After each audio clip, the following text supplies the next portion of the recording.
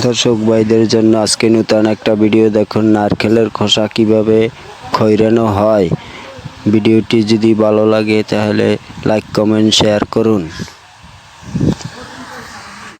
দীর্ঘ 25 বছর ধরে নারকেলের খোসা খৈরিয়ে তার জীবিকা নির্বাহ করে।